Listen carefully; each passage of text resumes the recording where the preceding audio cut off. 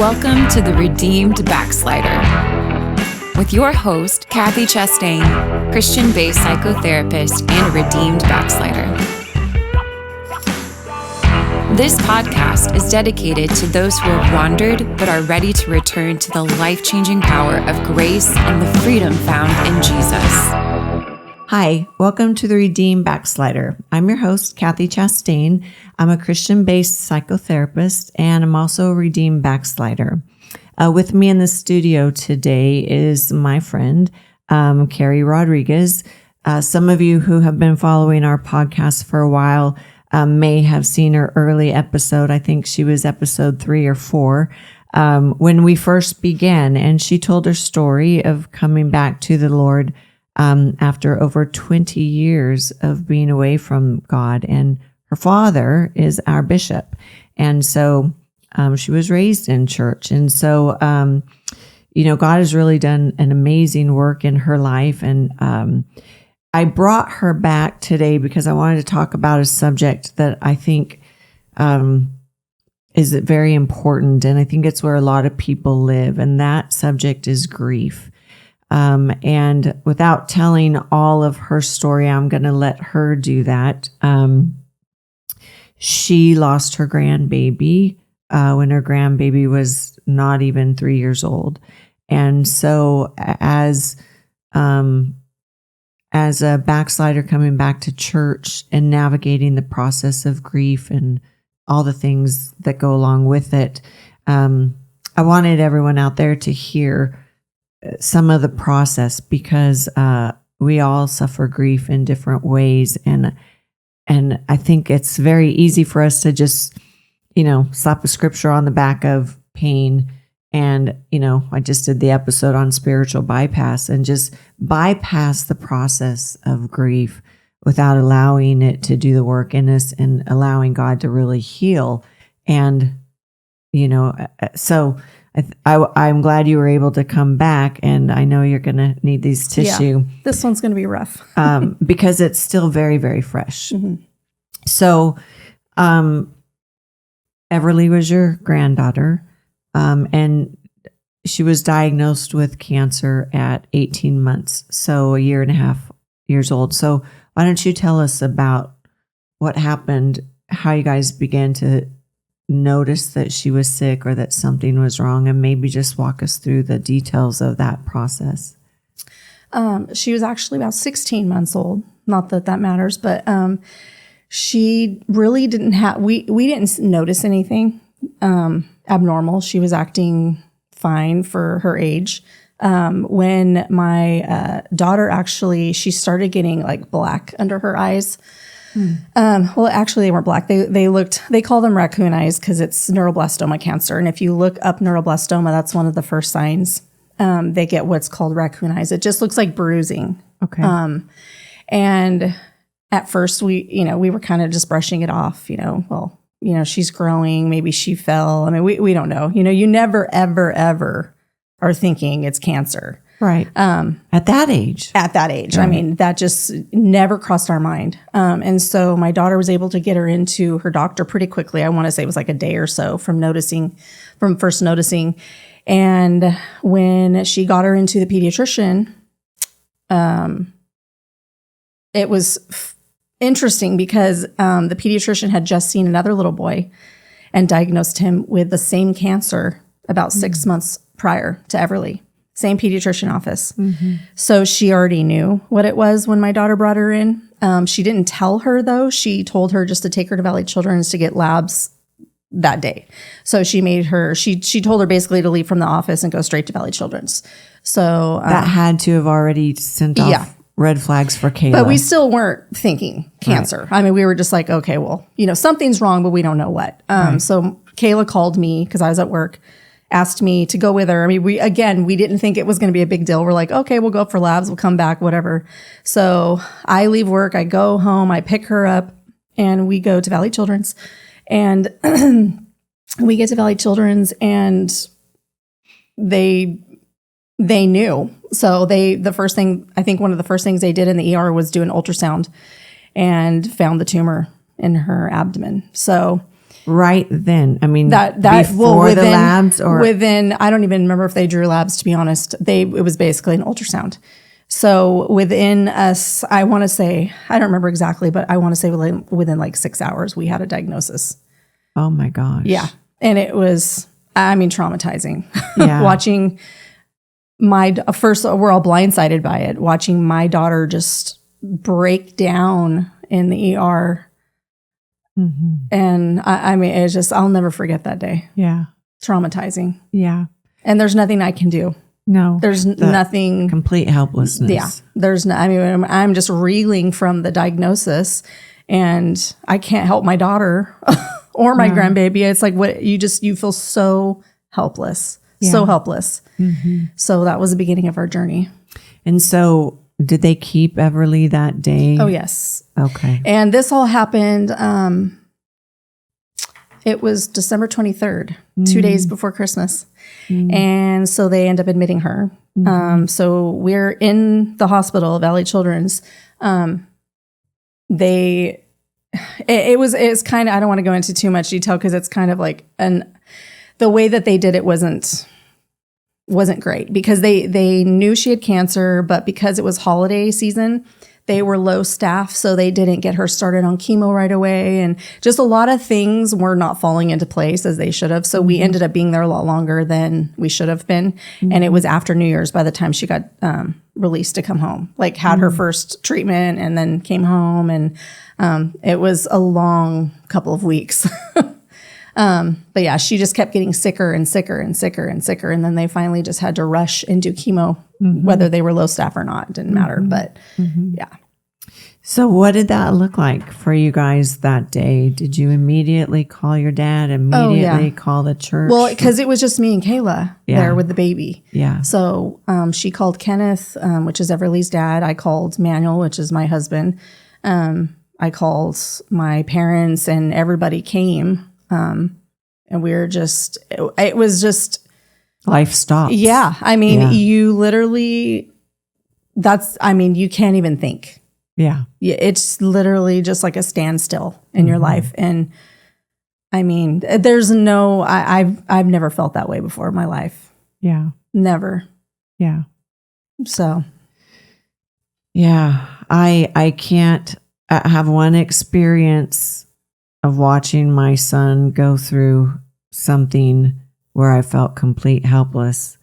And I cannot imagine, it's heartbreaking to hear them scream and to hear them, in his case, he thought his wife was dying, and you don't know, but they're, that threat is so surreal. And I cannot imagine your position. I know I asked you that in a text. How on earth did you survive? Yeah. Because you just can't imagine. No, I mean, and honestly, like once she started treatment, it was kind of just a whirlwind of, we didn't think about it anymore. It was just, she had to have it. Move. Yeah, it's constant back and forth, Valley Children's to home. Luckily, it wasn't that far. But then as things progressed, Valley Children's basically was like, there's nothing more we can do. So my daughter reached out to UCSF. They took her on as a patient. And actually, I mean, looking back, UCSF gave us another year with her. They were able to continue doing treatment, try, some different things. And they bought us a year. We got another year with her. But that was a little even harder because, now we're traveling back and forth from San Francisco home. Right. And, but I don't care. I would do it again in a heartbeat. Right. If I would do it for the rest of my life. Right. If I could. But yeah, our life basically from that point forward, it was just a whirlwind. Yeah. Like we didn't have time to stop and think about it. It was just, we just did it. So Keri, tell us a little bit about that particular cancer, because I think it's very, I'm somewhat of a conspiracy theorist because we are seeing so much more childhood cancer. And I had a friend whose daughter was diagnosed at an early age. I don't know what type she had. Faith is now in junior high school, so she survived. But that, we watched her life go through cancer and thank goodness she's better. But I feel like there has been an onslaught of more and more childhood cancer. And for your pediatrician to see a the kiddo, same cancer. Yeah. 6 months before, I just don't think that that's probably not as common in years gone by. Well, and the thing is, I mean, nowadays, childhood cancer is not rare. Cancer in itself is not rare.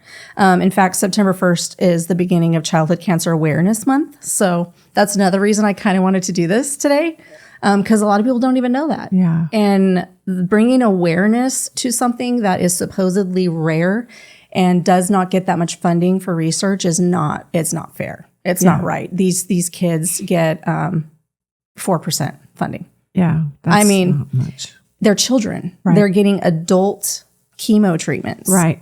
That for are their little wrecking tiny their bodies. Yeah. And it's causing, because being in the cancer world, my daughter has become friends with a lot of other families. Yeah. Unfortunately. It's horrible, but that's your community. But it's true. Because it's so much sorrow. And some of the kids have passed as well. Yeah. But some of them are still here, but they're struggling. They can't hear anymore.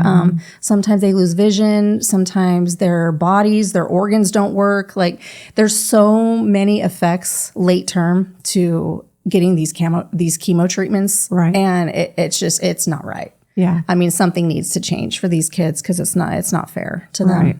So with that particular cancer, do you know what the survival rate is? I feel like with Everly, it was very fast acting. Well, it normally, I mean, there's some kids with neuroblastoma that do live longer, but they're constantly fighting. It's a very aggressive cancer. I'll be honest with you, I didn't do a lot of research about it just because I didn't want to know. Yeah. I still haven't really. My daughter could probably give you lots of facts about it, but I personally just didn't do do research because we don't need it. It's okay. I didn't want to know, but I do know that it's very aggressive. And the problem with neuroblastoma is it's very smart cancer and it adapts to the chemo.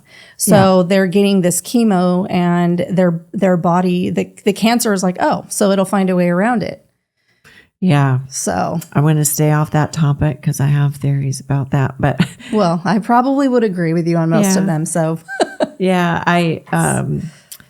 anyways, so through the process, Kayla and Everly's dad, they lived with you. So you and your husband had them home with you. So you guys were right there with them through everything up close and personal. And so the church began praying. I was there for all of that. And there were moments of hope. Was there a time in the process that you guys felt like God was going to heal her, or that, like, can you kind of walk us through what all of that looked like? I mean, honestly, I told everybody that God was going to heal her. Yeah. I told nurses at UCSF God was going to heal her. They all looked at me like I was crazy. I told everybody. I really, really, really felt like she was going to be healed. Yeah. I did. And I can't answer the question as to why God didn't heal her. I don't know. Right. Only He knows. One of the problems, like my husband brought up a point, was so God just picks and chooses who He heals and who He doesn't. Mm-hmm. I don't have an answer for that. Yeah. But I choose to keep my faith because I don't like to think about where I would be without it. Right. And I'll definitely come back to that because I think I've spent a lot of time thinking about that question as it relates to death overall for kiddos and stuff. Mm-hmm. But through the process, because I can remember your dad telling us the testimonies that God had intervened and that God had done some miracles in the process through the time. And I do feel like He did. I do feel like God did. Because there was many times several times we almost lost her. Well, I remember one in particular that the whole family went up to San Francisco. Yeah. You guys thought that was it. Yes. But she rebounded. So what happened in that? She was actually in ICU at that time. And that was several months before her actual passing. It was, yeah. And actually, I had my brother flew my dad up because the doctors basically told us she probably wouldn't make it through the night. So my brother flew my dad to San Francisco because Kayla wanted my dad to come pray. And so, like I said, I mean, we all were hopeful and believing, and I mean, it's really all you have, I guess, when you're desperate. Right. So, that time was very scary. I don't know if I blocked out a lot of it, but I don't remember exact details, but she was very sick. And I don't remember if it was her liver or something, but there was something in her body that wasn't working, and it was bad. Yeah. It was really her bad. body started to shut down. It was really bad. And so after God intervened in a situation like that, when you were expecting to lose her and you were probably starting the grieving process of losing her. I mean, I'm sure that began the moment you got diagnosed, but at that point, and then God does intervene, there's so much reason to believe he's going to finish the complete healing, right? Yeah. And then I remember, so she pulls out of that, and then I remember 2 separate instances with her ocular stuff. And I don't know the details of that. Do you remember that God actually healed that as well? She had, from the beginning, she had a tumor behind her eye. I think it was her left eye. That was one of her tumors. So she had a tumor behind her left eye. And I believe the situation you're talking about was when she went in for her scans, and the doctors had told my daughter and Kenneth that the tumor was all necrotic. So it was dead. It had died off with the chemo.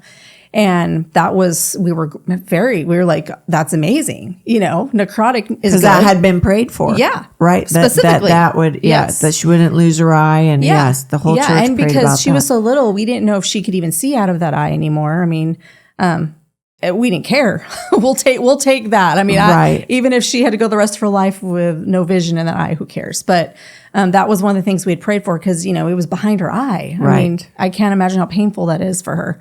But yeah, so that was that. I think that was a situation that you're talking about where, it did, that was another time where we feel like God did really come through for us. Yeah. Yeah. And so I think, just from one of the people on the other side of the fence, going through the prayers and seeing the updates and, all of the changes that was going on throughout, and then her eventual passing, it was a little bit shocking, maybe not shocking. I don't want to use that word, but to you guys, I imagine it was completely shocking. But it was surprising because we did see God come through multiple times in answering the prayers. And, I think everybody in the church was so invested in her recovery and God just doing a miracle because we in our church had lost several members, several female members to breast cancer. And so as Christians, we're all looking for the miracle. Yeah. We believe God will do miracles. We believe God will heal the sick. We believe God will rebuke cancer out of bodies. And we believe all of that. Well, and I think the thing that's hard to come to terms with is we know he can. Right. But why doesn't he? And I think that that's always a question that even in my faith, I ask a lot. Yeah. I do. Because I don't know why. Right. Yeah. I don't know why. And only he does. Yeah. Right. Well, we can speculate, but what I think about and what I thought about with Everly is I feel like God definitely gave time. Yes. For everybody. And also, I also think a child in their innocence is going to heaven. Absolutely. There is no question we know where she is. about that. And, the crazier this world gets. Like, I have a grandbaby and I try not to think about the future because I think about where this world is going, what I know prophecy says, all those things.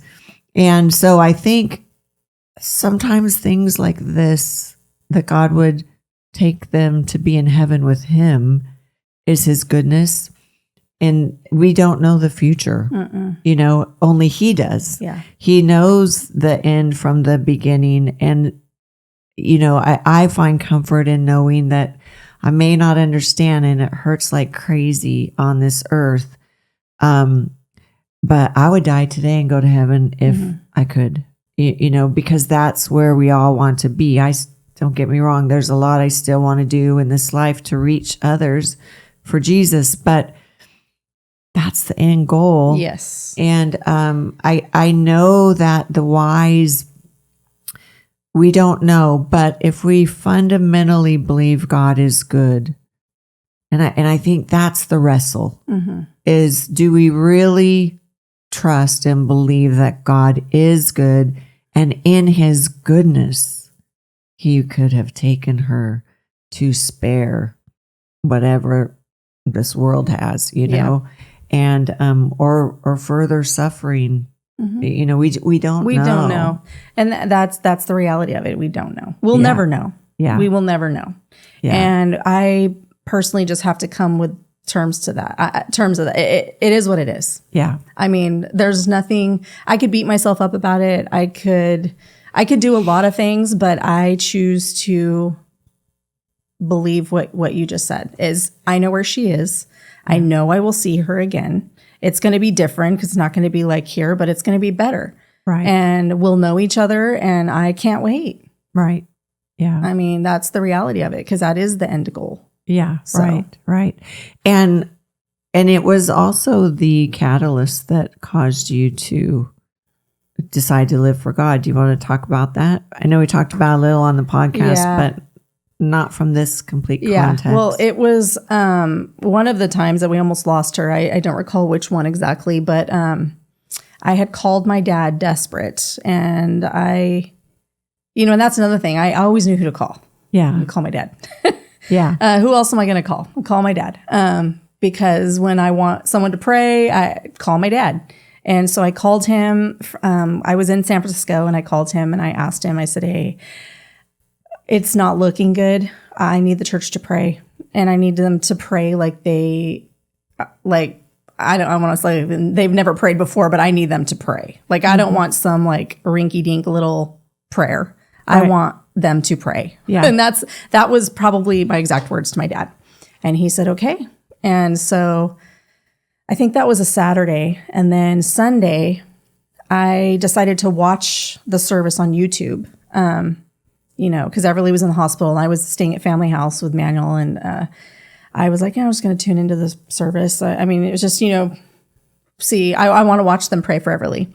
And it was a life-changing experience for me. I had not logged on to a service, first of all, or been to a service in a hot minute. And so I logged on to the YouTube service, and I ended up watching the entire service in tears in the kitchen at family house.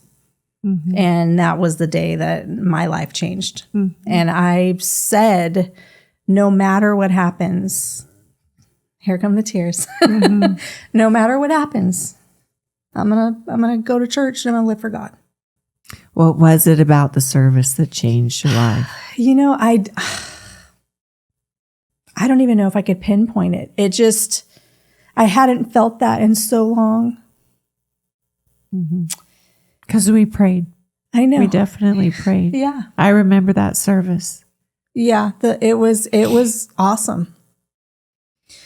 And I think just, I know that you guys touched heaven that day. Mm-hmm. And I don't know what, like I said, even then, I didn't know what God's plan was. I don't know what his plan was for Everly at that point, but I knew that I needed to change. Mm-hmm. Mm-hmm. Yeah. Yeah. So what happened after that? Well, so after that, I remember that day I went and told Manuel too about the service. I made him watch it, and he was in tears too. I mean, it was very life-changing for both of us.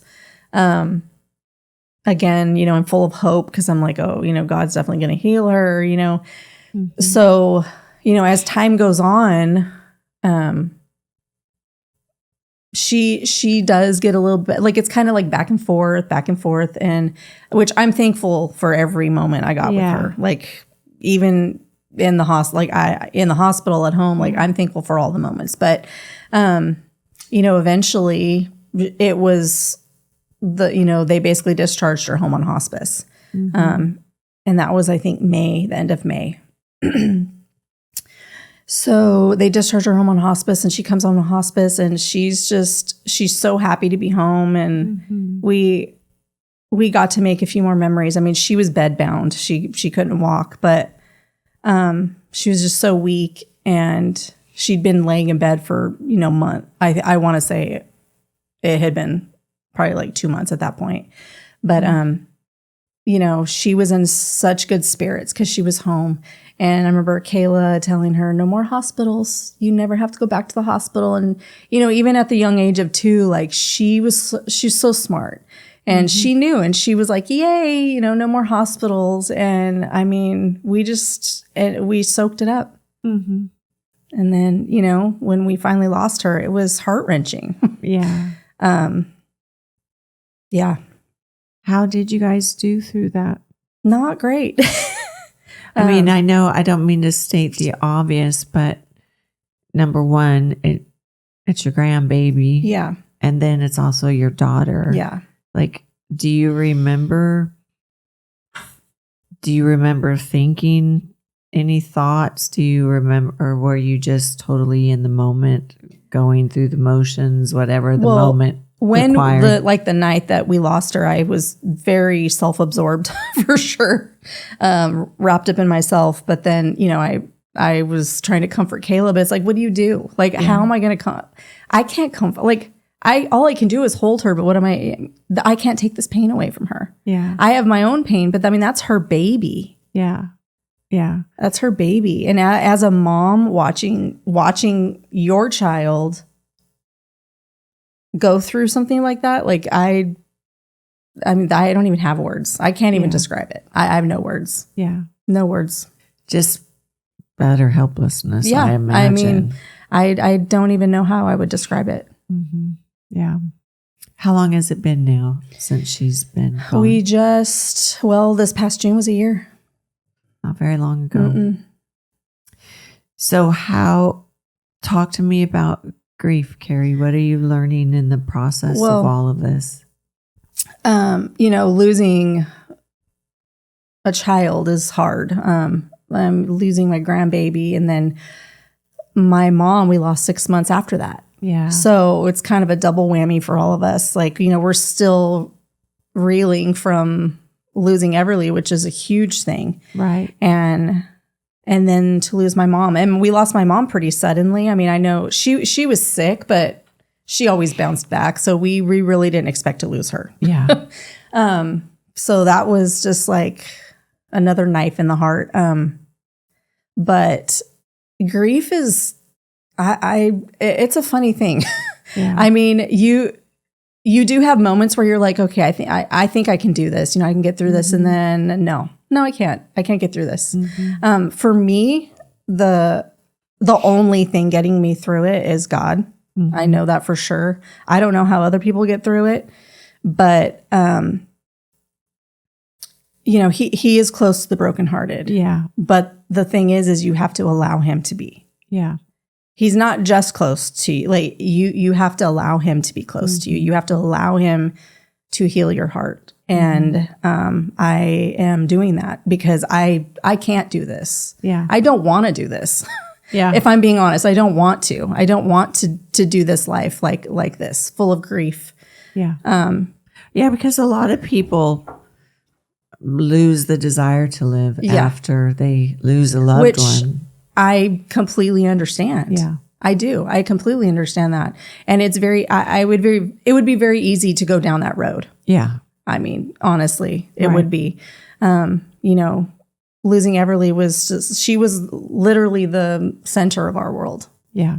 And, you know, and then, you know, now she's not here to experience her mom having another baby, her little brother, and my mom's not here to experience that. And it's just, life is hard. Yeah. It's so hard going through life without your two favorite people. Yeah. Yeah. I know. I think grief is something that has to be endured. Yeah. And, you know, when I have these clients land in my office after losing their spouse or after losing their child, as a therapist, I just have to tell them I have no words, because you can't really comfort grief. And No. I don't want to, which I feel like I've made so many mistakes, you know, with clients, but I don't want to always just try to give them Jesus as a way to have something to say and also as a way to make it better, even though I know that's Yes. exactly what's going to make it Not better. everybody wants to hear that. Right. And, Yeah. and we just have to hold space for the tears and space for the in-between moments when you're really white knuckling it to just survive your day. And I totally mean that, because I've seen people that just want to go to bed and not wake up and stop showering and stop getting dressed and all the things, because it feels so impossible to survive a loss. Well, it's like that. It's grief is like when you lose someone, you think about them constantly. Yeah. I don't care how long it's been. I mean, for us, it's been a year since we lost Everly. It doesn't feel like a year. Right. Like at all. Like I think about her all the time. Yeah. Constantly. Yeah. And my mom. Right.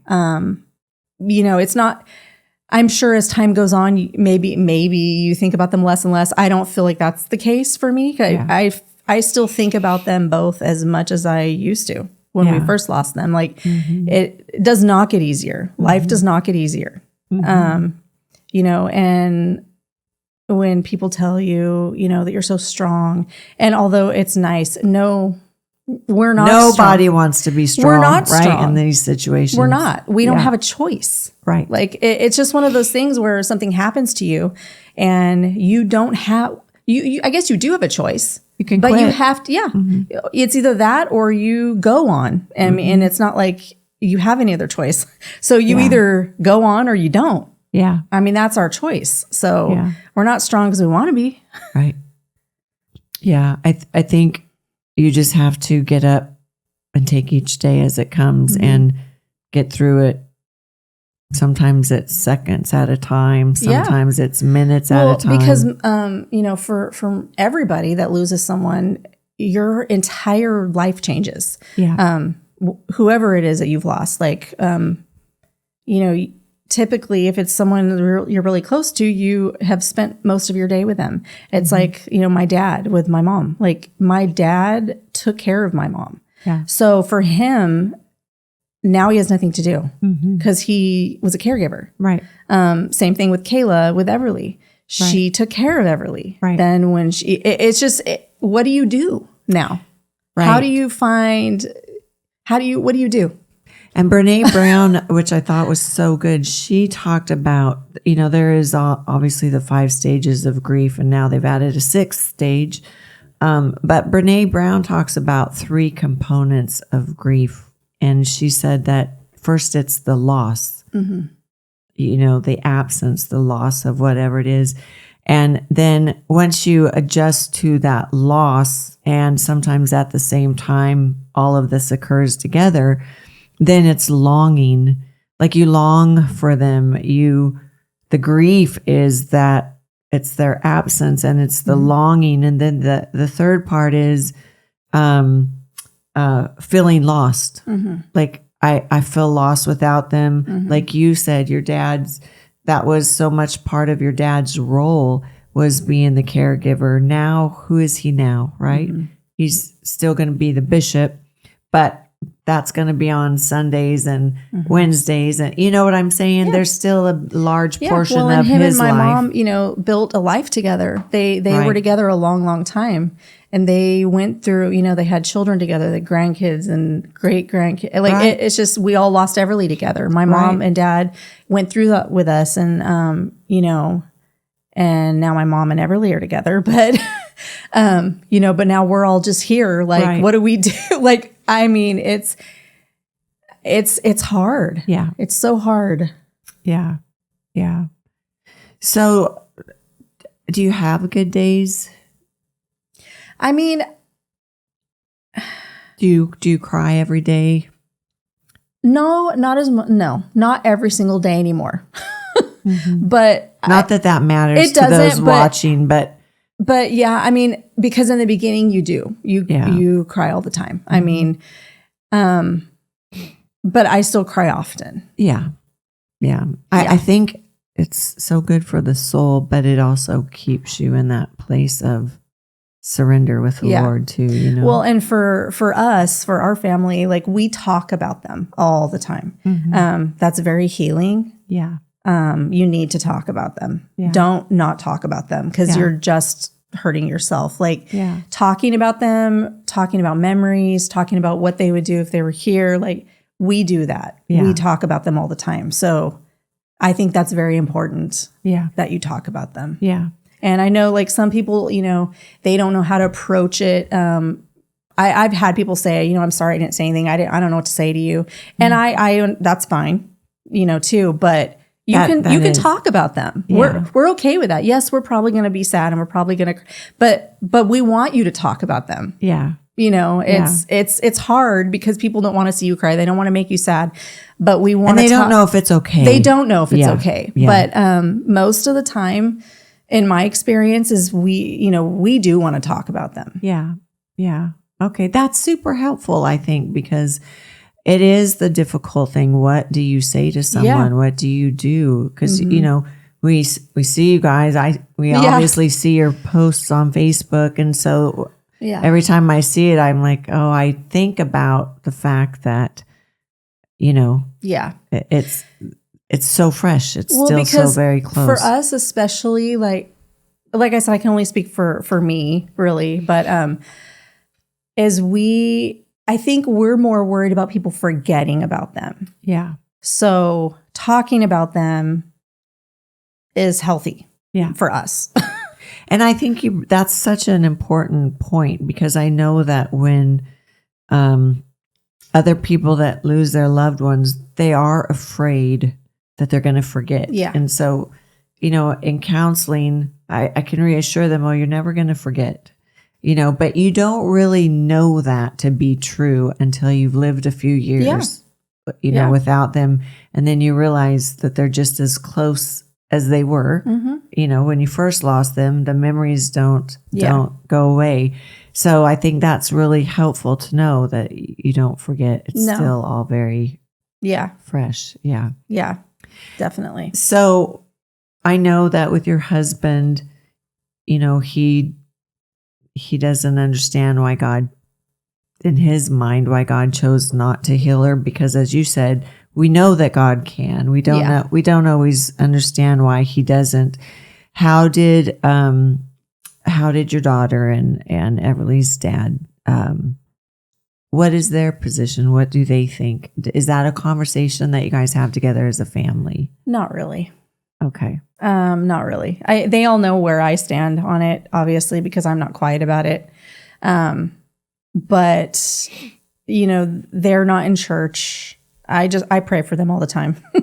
But you know, so we don't really talk about that. Yeah. We don't. Yeah.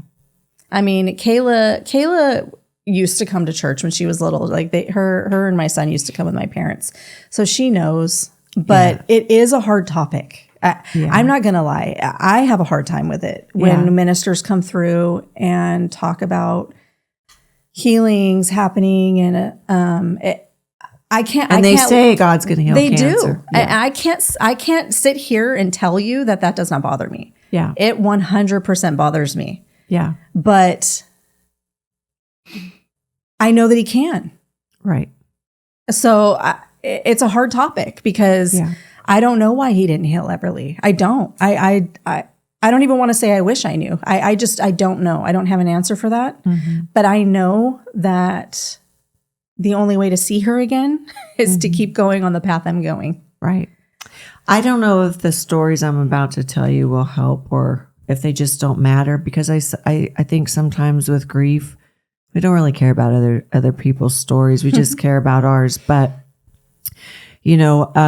there is a minister on YouTube that I've watched for a long time. And when I was not coming back to our church regularly, I was still serving the Lord, but I wasn't ready to come back. And I would watch him, and he ministered to me a lot. And I remember New Year's services. I'd always watch church on New Year's, and I always spent New Year's with the Lord. It was very important to me. And I didn't even know who this guy was, but on New Year's, I just happened to turn on everything that he said. Man, it just hit me. And I literally cried and prayed in my front room. This was 2018. Fast forward, I finally figured out who that guy was on that New Year's service. And long story short, he had a son who had been in the LGBTQ lifestyle for years. And this guy's a minister in Tennessee. He is a prophetic guy, and that's what was happening on New Year's that day. And he prayed and prayed for his son. Anyways, God delivered his son out of that lifestyle and had a miraculous deliverance. Son's grown man, gets married, has a couple children, part in ministry in the church, and out of the clear blue, got sick. And this is a pastor who believes in the miraculous, who believes God for miracles, who called those out and, believed all that. His son gets sick. He's in the hospital. And he was at church one day while his son was in the hospital, and he said, God's going to raise him up. God, like you guys, just so committed to believing that, and his son died.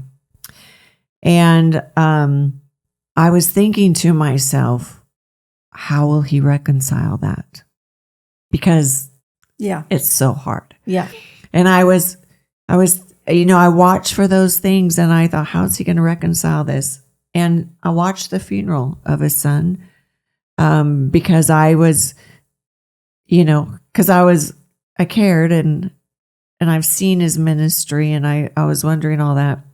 And so at the funeral, he gets up and says, when God took my son home, I didn't understand, and I was mad. And he wasn't going to lose his faith, but he had a lot of questions, as you guys do. And he said a day before the funeral, he got a call from a pastor that he didn't know very well. And he said, I just want to tell you the word of the Lord that he gave to me. And this pastor proceeded to tell him that when his son was in the hospital, that God went to him and said, you don't have to come home now if you don't want. You can finish out your life, and you're going to be saved, and, I'll heal you, all the things, or you can come home with me. And this guy literally had a vision of his son saying, I want to go with you. And it immediately brought peace, and it allowed this pastor to live with the reason God didn't heal him. And we don't know what happened with Everly. But I think there is so much.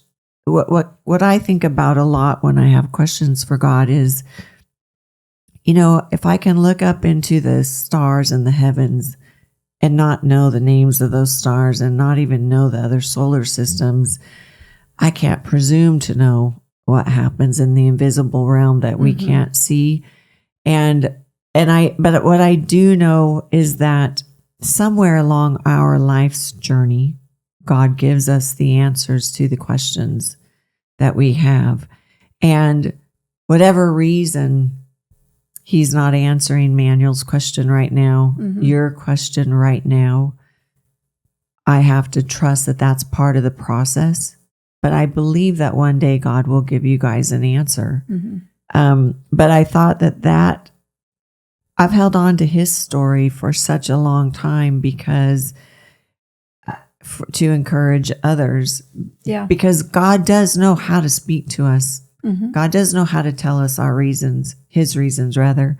And then Brother Mahaney, when I had him on the podcast, his son died of an overdose. And Brother Mahaney was a backslider, and God miraculously delivered him.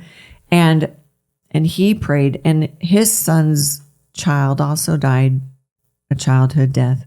And so his son was grieving the loss of his, I can't remember, I think it was his daughter. So his son was grieving the loss of his daughter that died at such an early age, and he fell into drugs. And Brother Mahaney's son overdosed and died.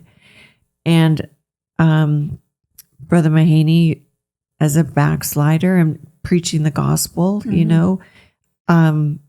said that the Lord visited him and told him, "You're going to have to just leave him in my hands."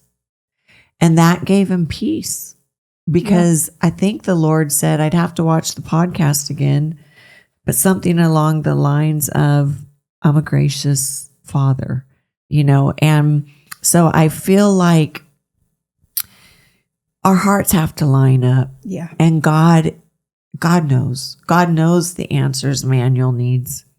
And God knows the answers Kayla and her fiance needs. And God knows the answers that you need. And I believe those answers will come in time. I've gotten answers. I told Pastor, in the last 2 years, I've gotten answers from 30 years ago. Yeah. That everything has come full circle, and God has given me answers to questions that I had when I was 15, that I had when I was 28, and everything has come full circle. And I believe that. But Brother Pierce said to me one day, you have to serve God with all your heart, and he does not bargain. But when you will serve him with all your heart, then he will blah, blah, blah, blah, blah. And I think that is the wrestle that we all must walk through, is we've got to find God for ourselves. Yeah. And we have to find a way to say, okay, God, I'm hurt. I'm angry. I don't understand. But there is no other hope but him. There's not. And there really isn't. Yeah. So. And he's good. And I just say that, Keri, because it doesn't change anything for you guys. But I do know that if God does it for one, he'll do it for another. And somewhere, hopefully, that brings hope to know what really happened that day, and what God might have really been thinking, and the pain that she's no longer in. Yeah. No, nobody, we'd always rather have them. Yes. Well, and even for my mom, that's how I feel too. It's like my mom was so ready to be done.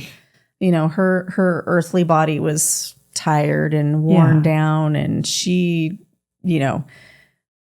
it's a different thing with my mom and then with Everly. But, they're both in a better, people don't like it when you say they're in a better place, but truly they are. Yeah. Because they're in heaven, which is where we want to be. Right. So, I mean, being in a better place, it's just a phrase, but obviously we would rather them be here. Right. With us. Right. But, we have eternal hope knowing that they're in heaven waiting for us. And there's peace in that. They're for me, yes. Yes. I can't speak for my family, but for me, there is peace. And that's where that's how I get through the days. Yeah. To be honest. Yeah. Well, God knows your husband. He made him. He knows every thought. He knows every desire. He knows every ounce of pain. And I believe God tailors our return perfectly for who we are. all of our anger, all of our need for justice, all our need for answers. You know, when I look back at my life, and I imagine yours too, I can see the hand of God giving me the things that I needed that would allow my heart to open just ever so slightly, to be willing to pray, or to be willing to be open. And you know, God knows him and God loves him. And I think God's going to give him all the things he needs, you know, for reconciliation, whatever that's going to look like. You know, he may not like that or agree with that right now, but you know, we just have to believe in all of that, you know. And your family's very supportive of you returning to church. Oh yeah. You know. Yeah. They're, you know, it's not even an issue. You know, and we're all grieving differently. And we're all kind of trying to just get through the days. Yeah. But for me, this is how I'm getting through the days. Yeah. So, well, and I think another remarkable thing about your family is that it seems that you and your husband have had a loving relationship, and you guys have had a bond. Being in the world is not an easy thing. Lots of people don't make it apart from God. And you guys definitely have, it would seem, a strong relationship to endure both the life in the world. Yeah. You're coming back to church, the loss of Everly, the loss of your mom. There's something there that you guys have as a family and in a marriage that, you know, that's not by accident. Yeah. Yeah, I agree. Yeah.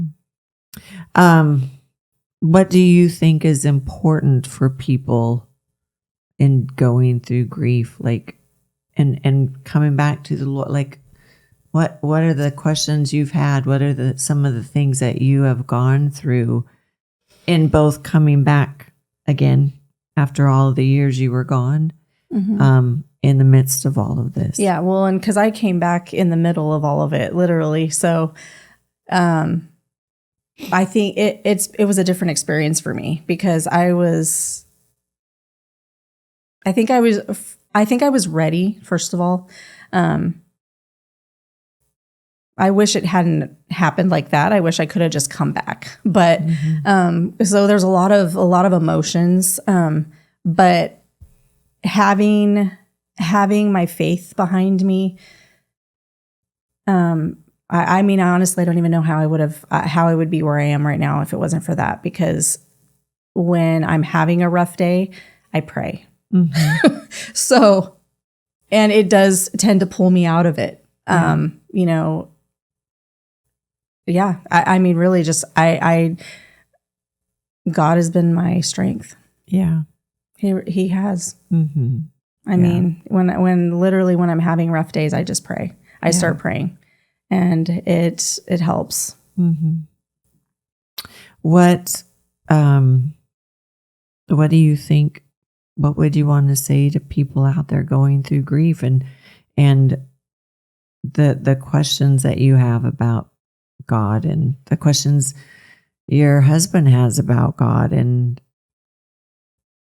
I mean, I don't know, because everybody's so different, and grieving is different. Grieving looks different for everybody. But trust me, I have lots of questions, and I personally, I guess, just came to realize that I may never have answers to them. But I choose to keep my faith, because it's where I get my strength. But I don't have answers. Yeah. I don't even know what to tell people, because I'm struggling. Still in the middle of it. Pretty much. And even in a year from now, I probably won't be able to help someone else that's grieving, because we're all, you have to go through it. Yeah. I mean, my life is never, ever, ever, ever going to be the same. Yeah. Ever. Right. Never. So I don't know how I'm going to get, I don't even know how I'm going to get through another year like this. I don't want to. Yeah. But we do. Right. We get up in the morning, we go throughout the day, we go to bed at night. I mean, it's an endless cycle of this. Yeah. And losing two at the same time. I mean, on the one hand, it's probably hard to focus on both of them at the same time. And then on the other hand, at least it's not like 5 years apart to where you have to go through it all over again, So I want to read really quick the stages of grief: denial, anger, bargaining, depression, acceptance. And they have since added a sixth, which is making meaning of loss after acceptance. Do you feel like you have gone circularly through those stages, or you go through all of the stages together at the same time, or have you found any the stages go very quickly. And sometimes I think that they it's like you feel one way, and then 2 minutes later you feel another way, and then 2 minutes later you feel it. Like it's back and forth. Yeah. There's never like a full day where I'm like, okay, I'm fine. Ever. Yeah. Never. Yeah. And then there's never like a full day where I'm like horribly depressed. It's constant changing of emotions. Yeah. Throughout the day. It's exhausting. Yes. Throughout the day. Yeah. And then you guys just had a new grandbaby. Yeah. So you want to talk about Rowan? Yeah. He's amazing. He looks just like his sister. But again, like when people would ask me if I was excited, I was excited, but it's bittersweet. Right. Because having Rowan does not replace not having Everly. Right. And she's not here to be able to enjoy having a little brother. And then my mom's not here to meet Rowan. And I'm not trying to be negative, but that's truly how I think that I can speak for my whole family, saying like it's constantly in our minds. Like, well, I wish they were here. I wish Everly was here. She would love this, but it's amazing. Again, it's like it is bittersweet's a good word. Absolutely. Yeah. There's no other word I can figure out to use that makes sense other than bittersweet. Yeah. Because it's amazing and we're so happy, but then when you're grieving, you're happy. You can be happy and sad all at once too. Right. Like it's just, but when I'm holding Rowan, I'm constantly thinking about Everly. Yeah. What are you thinking when you're thinking about her? Well, I used to hold her when she was little, and how, like, if she was here, she'd probably want to sit right next to me. And, I mean, it's just, what if, I guess, how would she be if she was here? And, would she be so excited? And what would she call him? And what, I don't, just everything, all the thoughts. And it's sad because she's not here. Yeah. She doesn't get to experience that with us. Yeah. So. How is Kayla and her fiance? Is it Steve? They're married actually now. They're married? Yeah. What is his name again? Kenneth. I keep wanting to say Steven, and I know that that's not right. They're getting by, Yeah. Yeah, and it's a lot of work taking care of a baby. So I think that does help in their healing process, because Kayla is very busy. She's exhausted.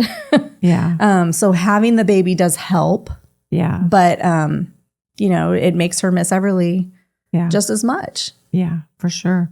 And for anybody watching, I mean, some of you guys might be cringing at the questions I'm asking or think that some of it is insensitive. I'm definitely not trying to do that.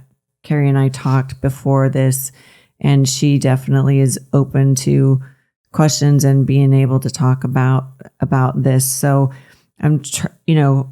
she is of the perspective, if your pain can help someone else, you're willing to do that. And so definitely not wanting at all to be insensitive, but it's just so, I think grief is one of those emotions that there really are no answers to. There is nothing that's going to make it better. No new car, no new house, no new baby. Nothing is going to fix it. Nothing anyone says to me is going to help me. Right. I mean, intentions are good, and I appreciate people saying they're praying. That's one of the things I like to hear the most, because I need prayers constantly. Yeah. So does my family, whether they realize it or not. Right. But there's nothing anyone can say to me that's going to even help my grief. Yes. So right. It's something you just have to endure, and it runs a course until I die. Yeah. Like, truthfully, Right. I mean, I will never not be grieving. Yeah.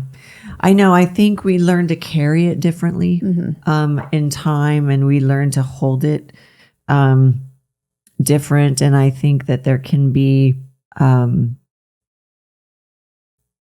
fondness in the memory and sadness at the same time. But I think bittersweet describes it so well because, for people that have never been in a bittersweet moment, it's very difficult to explain that emotion. But when you've lived something that is bittersweet, it is that at the exact same there's time. no other way to describe it. Yeah. You're grateful. Yeah. And there is joy there, but you're also holding space for sorrow and yeah.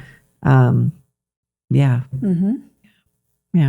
And there's never going to be a time where I'm not, that I'm not wishing they were here. Right. Everly and my mom, which, losing my mom, that's what's supposed to happen. You're supposed, at some point you're going to lose your parents because they're older than you, and that's the circle of life and all that, but it doesn't make it easier. Yeah. And do you have, I still have my parents but you had some scary things happen. I've had with your some dad, really scary things. I just made an appointment with my therapist because I compartmentalize and I go into, Brene Brown calls it I forget what she uses, but she just takes over and takes control and does all the things. And that's exactly me.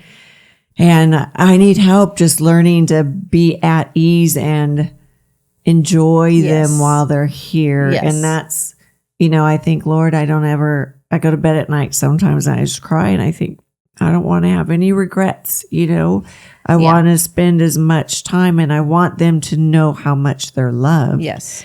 And I feel like I fail at that, and my parents live with me now. But, even in the seeing them every day, I always wrestle between how much time I could be spending with them and how much time I also have to devote to work. And, it's hard. very hard. It's hard to juggle. It is. I mean, and one thing I do recall saying when we lost Everly, I think I was talking to Kayla actually, and I was like, one thing I can say is 0 regrets.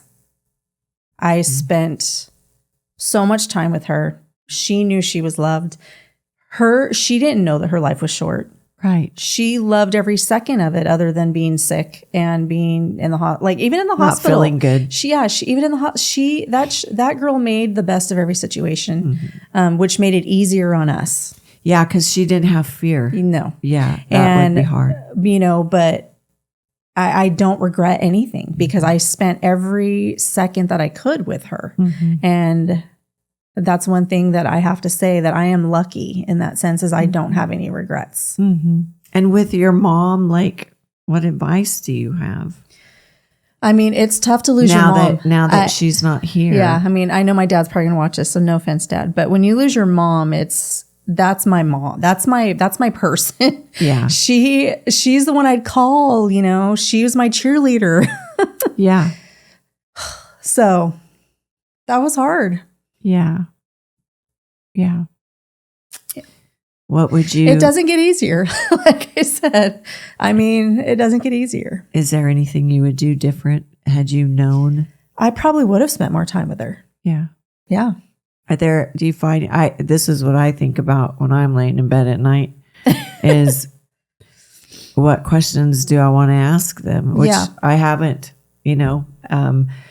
but what questions am I gonna want to ask them when they're not here? Well, because anymore? you're gonna lose them. I mean, that's the thing. I mean, unfortunately, that is what happens. You will lose your parents. I mean, normally, cycle of life. Yeah, you outlive them. That's how it's supposed to be.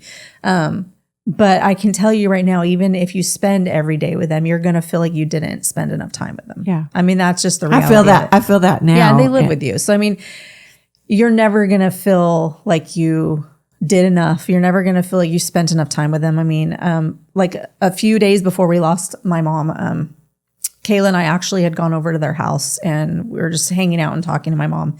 I'm so thankful that we did that now because we had no idea. Yeah. Like I said, yes, she was, sick and her body was tired, but we had no idea we were going to lose her. And I'm glad I did that because I have that now, that memory. That last good memory with her. That's really my last good memory with her before she passed. Yeah. Yeah. God knew. Yeah. I don't really know what else to say. This is a tough topic. It really is. But, And, Keri, there's those of us, me, I can't speak for everyone else at church, but it's a blessing to see you there. And I look for you when you're not there. And I know I get text messages when I'm not there. Yeah. And I don't text, but I notice, and I know you're home with the baby now that he has arrived. But I just can't say enough how encouraging it is, just to look across the church and to see you there and knowing all the things that you guys have been through. And I know that in the end, I don't know how. I do not know how. But I do know someone has said, if it's not good, if it's not good, then God's not done. Yeah. And I really believe that. It's not that we're not going to struggle, but I do think we're going to come into a time of rejoicing, and it is going to be bittersweet. I live with bittersweet a lot. But it does also keep you at such a place of thankfulness, to where you just become really grateful for all the little things. And I think that also is a gift. Yeah. Well, and a big thing right now is that I'm just so thankful for the promise that we have for eternal life after this. Because this truly is just temporary. Yeah. This is not our forever home. Yeah, and I think the longer we live, the more we're ready to absolutely get going. Yeah, because life is not eady, and God is really not. No, He's faithful. He strengthens us. He blesses us. But I think there is that space where there's nothing like being in the presence of God, and to just be there always would be so wonderful. But I really appreciate you coming on and talking about this very difficult, hard subject. And I hope that it helps somebody out there. I know that I personally see people often who is going through loss. Yeah. And I wish I had answers for them, but I don't. Yeah. I mean, we're all just struggling. So, I mean, and everybody's grief is different. But, for me, like I said, God is my strength. So that's how I get through it. Yeah. But I think there isn't an answer in just learning to be and sharing where you're at is important. Just being able to say where you're at and it's still a process and it's going to be, I think that can be comforting in and of itself, that there really is nothing no one can do, nothing anyone can say. There is not one thing in this world that is going to make it better. It is just something that you learn. You learn to live with, you learn to adapt with, you learn to find joy and gratitude. And and I think, we talk about in therapy a lot, setting proper expectations, because whatever I'm expecting, I can be disappointed by. And so if for no other reason, hopefully this serves as a tool to not have any expectations for someone going through grief, is take all your expectations off the table. There isn't going to be a magical day that you're going to feel better. No. And people who have never experienced grief sometimes don't get that. And lucky for them that they don't get that. Yeah. They think at some point you'll be okay. No, we'll never be okay. Yeah. We will never be okay. I have a client who has said, when is this going to get better? When am I going to stop crying? And, I hate to be the one that says, you learn to be grateful for the good days. Yeah. You know, And you can have joy while grieving. Yes, But yes. The problem with grief is it never leaves you. yeah, Ever. It never leaves you. It just sometimes is in the back rather than in the front, but sometimes it's in the front. And I mean, it never leaves though. It's always there. right. In some form, you know, Absolutely. and yeah, holding it at the same time as you live, you know, it does become manageable is a very insensitive, But it's true. description. I mean, yeah, you learn to live with it. Yeah. You learn how to get through the days, but I mean, it's always there. yeah, It never leaves. yeah, yeah. And so for the audience, you know, we're talking about grief. As a therapist, I have really begun to look at grief being one of the major emotions that we do not usually deal with or address, because if, you know, we think about grief definitely with someone that we love passing away, but grief also exists in divorce, and it could also exist when you lose your best friend, or when you leave home, or in all the little life experiences. Grief is such a huge emotion because it leaves that scar, and that scar is always there. Is always there. Yeah, It's always there. and so, I'm ending this. I know this is like a really weird episode, and you know, it's not going to end on a hallelujah. It's not going to end on a good God. note, But you know, I do think God carries us through, and God is with us in it, and He doesn't always take everything from us. And so, if for no other reason, I hope that this communicated that He is there. He is there in the stillness. He is there in the struggle, and that we don't always know what it's going to look like or what the reasons are. But we have to have faith, even as small as a mustard seed. Even if we can just say, God, you're real, that is the extent of the faith that I can have today. Yeah. That's still faith. Yeah. And I think He could work with that. You know, you may not be able to reconcile whether or not He's good. You may not be able to reconcile whether or not He's up there punishing you, you know, but if you can reconcile, God, I know you're real. And, you know, we'll just start there. It's a start.